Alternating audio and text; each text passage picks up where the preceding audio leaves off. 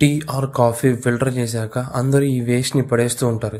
ఈరోజు మనం ఈ వేస్ట్తో ఒక ఫర్టిలైజర్ తయారు చేద్దాం రండి. ఆ వేస్ట్ని ఒక 10 to 20 days కలెక్ట్ చేస్తే ఎలా అవుతుంది, దీని నుంచి వస్తుంది స్మెల్. మైండ్ పోతుంది స్మెల్ వల్ల. స్మెల్ అండ్ మాయిశ్చర్ పోవడానికి మనం ఎండబెట్టుకోవాలి. ఒక 2 to 3 hours ఎండబెట్టుకోవాలి. ఇలా ఎండబెట్టిన తర్వాత ఎండిపోయిన ఆవు పేడని యాడ్ చేయాలన్నమాట. అది కూడా పౌడర్గా చేసి యాడ్ చేయాలి. నెక్స్ట్ ఈ రెండు యాడ్ చేసిన తర్వాత బాగా ఈ రెండు మిక్స్ అయ్యేలా కలుపుకుందాము. ఈ రెండు మనం ఫీల్డ్కి ఎందుకు ఇస్తున్నామంటే, ఈ కాఫీ ఆర్ టీ నుంచి వచ్చే వేస్ట్ వల్ల ప్లాంట్స్కి నైట్రోజన్ వస్తుంది.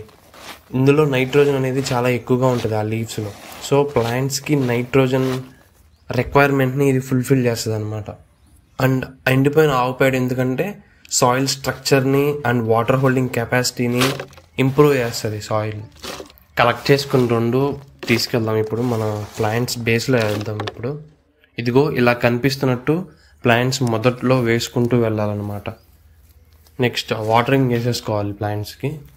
ఇలాగే మనం గుడ్డు పెంకులతో కూడా ఒక ఎరువు తయారు చేసాం అనమాట. అది ఎలా తయారు చేయాలి, దాని యూస్ ఏంటో తెలుసుకోవాలనుకుంటే కింద ఉన్న లింక్లో ఉంది, చూసేయండి. అండ్ మన ఛానల్ని సబ్స్క్రైబ్ చేయడం మర్చిపోవద్దు. అండ్ మీ ఫ్రెండ్స్ అండ్ ఫ్యామిలీకి షేర్ చేయడం అస్సలకి మర్చిపోవద్దు. Thank you.